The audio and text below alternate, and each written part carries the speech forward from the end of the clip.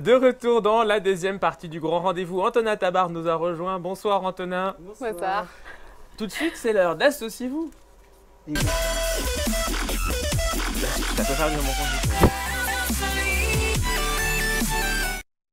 Associez-vous pour un zoom sur une association bourguignonne chaque semaine. Et puis aujourd'hui, vous êtes allé voir l'association Artemis.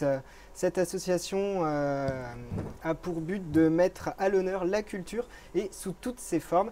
C'est un projet de 8 étudiants de l'IUP d'Hydro, donc à l'Université de Bourgogne. En fait, ils ont le choix, ces étudiants, de faire soit un stage, soit un projet tutoré. Ils ont choisi le projet. Ce sont des étudiants en master ingénierie des métiers de la culture et en master ingénierie des projets interculturels et internationaux.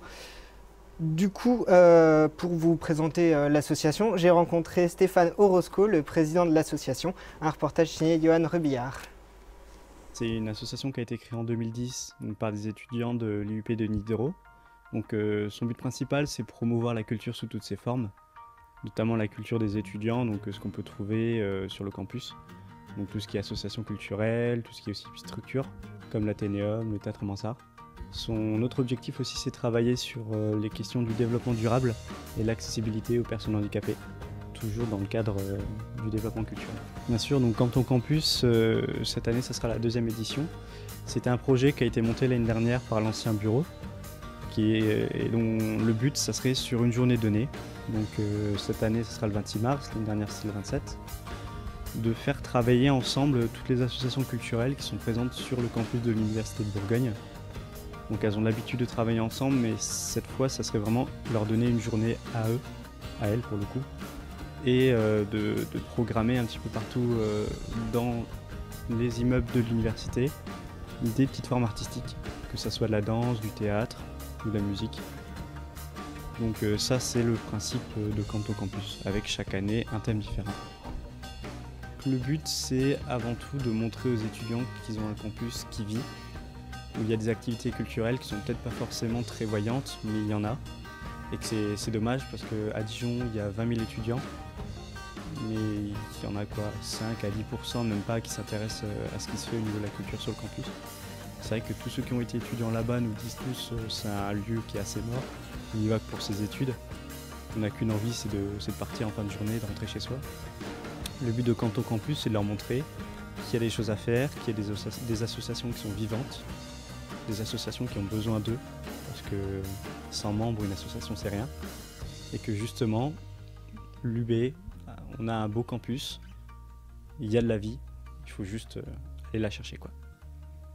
Cette association est à l'origine d'un événement, est-ce que vous pouvez nous en dire un peu plus? Oui, l'association Artemis organise donc du coup chaque année et pour la deuxième fois cette année l'événement Canton Campus. Du coup, qu'est-ce que c'est? C'est un festival des cultures étudiantes. À cette occasion, le mercredi 26 mars, il sera possible de découvrir un campus différent puisque de 12 h jusqu'à minuit, le festival Canton Campus investit le campus de l'Université de Bourgogne. Il sera à ce moment-là possible de découvrir les différentes associations de l'université, mais aussi des lieux et 3 groupes qui seront en concert le soir à l'Athénéum, dont Sunless, Skylab, et un groupe issu du tremplin musique de rue. Il y a aussi un autre événement qui est assez important, hein, c'est celui des Restos du Cœur. Et oui, on en parlait en janvier, je vous les avais présentés dans une chronique Associez-vous.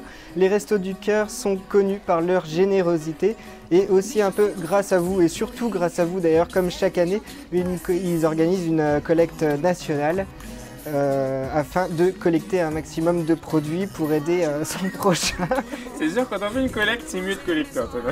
C'est pas faux. Je me souviens qu'il fallait que je trouve un autre mot, mais ça passe. Collecter vite et bien en fait. Voilà, c'est ça.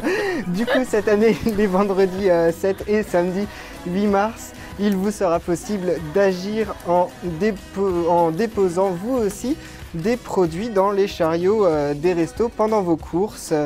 Notamment la liste des produits essentiels comme des conserves de viande, de poisson, de légumes, des produits pour bébés ou encore des produits d'hygiène. Et puis comme chaque année, la grande soirée, ce sera vendredi 14 mars à partir de 20h55 sur les grandes chaînes.